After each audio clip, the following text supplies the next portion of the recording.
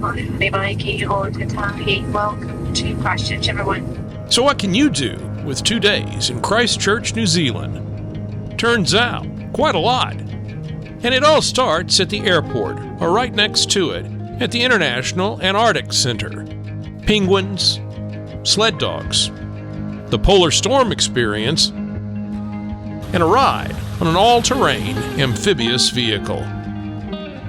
From there, we'll ride the Christchurch tram around the downtown sites and stay in a hotel at Cathedral Junction, where tram routes converge in the heart of the city. On day 2, we'll hop on the TranzAlpine Train for a day-long adventure to Arthur's Pass, seeing waterfalls and alpine parrots. We'll bus back, stopping at beautiful sites and film locations all along the way. And we'll end the day exploring a bit more of the city. First, a little geography. Christchurch is on the east coast of New Zealand's South Island. Its airport is just on the outskirts of town, a 15-minute Uber ride into Central City. But before you make your way there, sightseeing begins right by the airport. A 5-minute walk across the parking lot, and you're at the International Antarctic Centre. It couldn't be easier for travelers to visit the center on their way to or from a plane, and luggage isn't a concern. Just roll it in and check it at the front desk. The center is just across the street from a massive building housing the U.S. National Science Foundation's Antarctic program. From September through November, U.S. Air Force planes fly to and from Antarctica from this gateway airport. The International Antarctic Centre is a visitor's attraction intended to educate the public about Antarctic programs led by New Zealand, the United States, and Italy. Their slogan, "See it, love it, save it," is their mission. The more people know about the continent, the more they'll want to ensure its survival. You can spend a lot of time here, or just hit the highlights if your schedule is tight. But don't miss the Polar Storm Room. You're advised to dress warmly, but not everyone does. Parkas are provided, along with overshoes for the snow-covered floor. A countdown clock lets you know when it's time to head in. Grab some quick photos with the snowmobiles and the ice cave. The polar storm will arrive in short order. You'll feel the wind start to blow as the room darkens. In no time, the wind chill will plunge to minus 17.5 degrees Celsius or 0.4 degrees Fahrenheit. It's an invigorating cold that you will survive. Just outside the room, take the Polar Plunge Challenge. Stick your hand in ice-cold Antarctic water and see how long you can keep it there. Before you leave, check out the live cams from Antarctic bases. Next up, swing by the Blue Penguin exhibit. These are the smallest and perhaps cutest penguins on Earth. These birds are part of a penguin rescue. The best time to see them, up and at it, is each day at feeding time, 10:30 a.m. and 3 p.m. If you're a dog person, the highlight for you will be an encounter with the Huskies, a chance to learn about their role in Antarctic exploration. Yes, but even better, a chance to pet these magnificent canines. You can see them inside or outside on their lunch break. Now it's time to hit the outdoor adventure trail, a chance to feel what a really rough commute is like. Hop aboard a Haglund, an all-terrain amphibious vehicle. But buckle up, it's going to be a bumpy ride. Driving across ice, up and down hills, over crevices, and through water is an adrenaline-filled experience in Antarctica and on the center's adventure course. Built to conquer rough terrain, these unique tracked machines aren't really designed for passenger comfort. Their mission is to get you from here to there.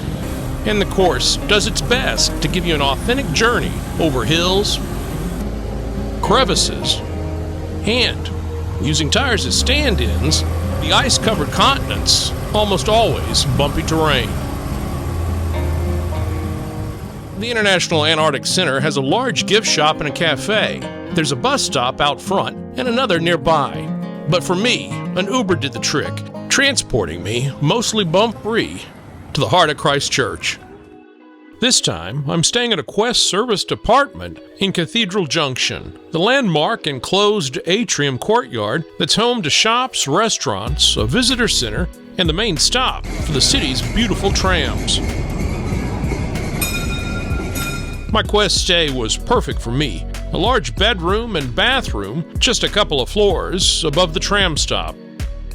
To make the most of my all-too-brief stay in Christchurch, I stopped in the tourist center, bought a tram ticket, and hopped aboard for a leisurely tour of the city. You can also buy tram tickets online or on board. Cathedral Junction, my home base, is stop 1 on the Tram Tour. These beautifully restored heritage trams are the perfect way to see the city and learn its history. They're one of the city's most iconic and beloved attractions. And for families, the best part? Kids ride for free.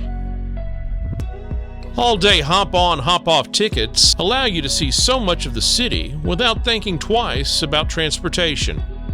The driver tells the city's story as you go. Along the way, you'll see some spectacular murals. First up, you'll pass Cathedral Square, where Christchurch Cathedral is being rebuilt following the 2011 earthquake that devastated much of this beautiful city, killing 185 people and bringing down more than 1,200 buildings. The tram passes over the Avon River en route to High Street and the City Mall.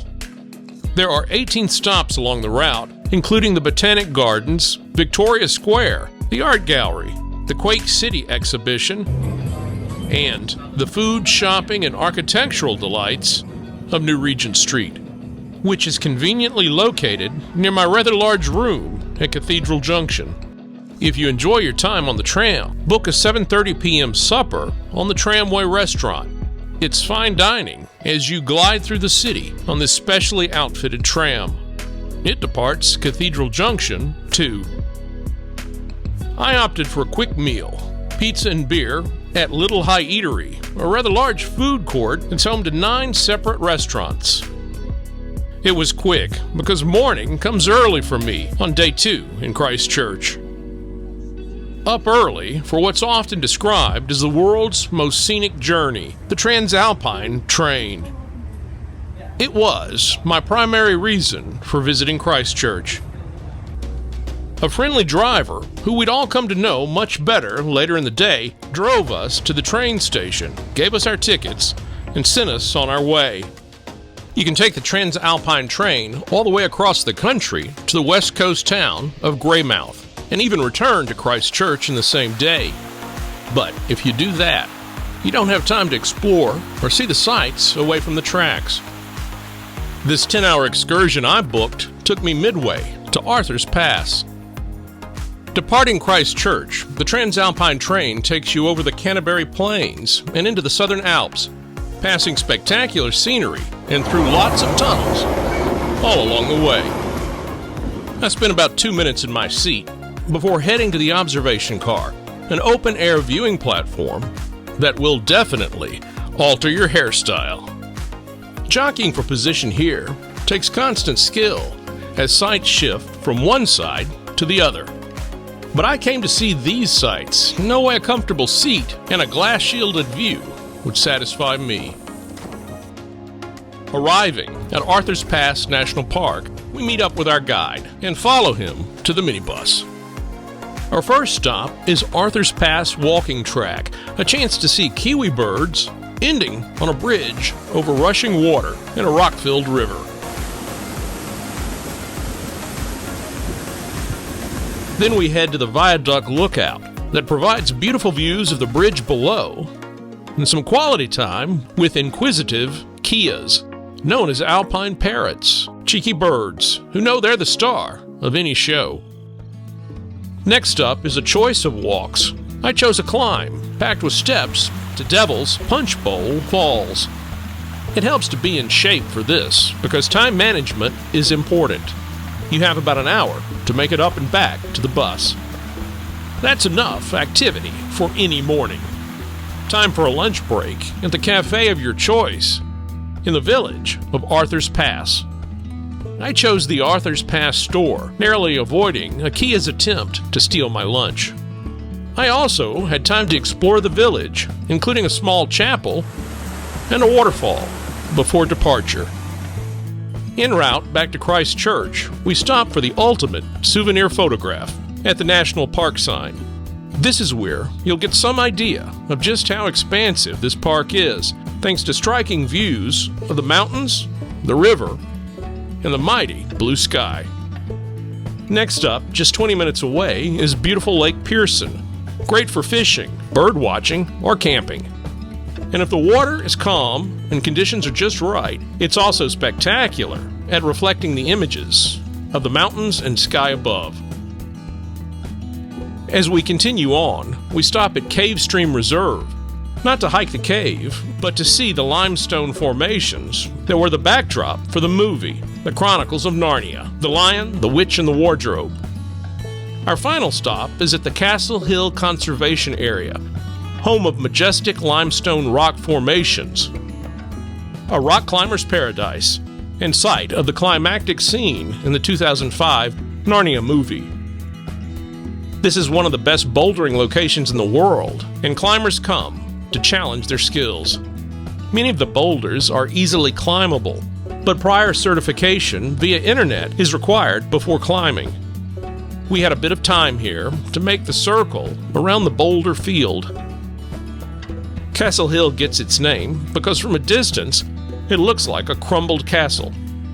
Beautifully carved cultural guardians watch over this place that more than 100,000 visit each year. Castle Hill is the final stop on our day-long tour. As we make our way back to Christchurch, we pass the small town of Springfield and its giant, sprinkled-covered pink donut, a promotion for the 2007 Simpsons movie. All in all, a really good day, but 10 hours is a long time for any kind of excursion. Arriving back around 6 p.m., most tourist sites were closed, so I grabbed a burger and went walkabout, spending some time at the cathedral construction site and finding my way to the rather amazing cardboard church built to stand in for the cathedral during its reconstruction. This remarkable structure can hold 700 people. Built of cardboard tubes, timber, and steel, 8 shipping containers form walls below its polycarbonate roof. Continuing the theme, and right between the two churches, near Cathedral Junction, I grabbed a drink at the beautiful Church Brew Pub. What a beautiful place this mural-covered city is. My brief stay here leaves me hoping to return. There's so much left unseen. The beaches, the gondola, the botanic gardens, art museums, and more. If you like this video, like my channel, Newsocracy. There you'll find more stories like this one, including Queenstown, Sydney, French Polynesia, Hawaii, Majorca, Cornwall, London, and much more New Zealand. As always, I'm Jim Albritton. Thanks for watching.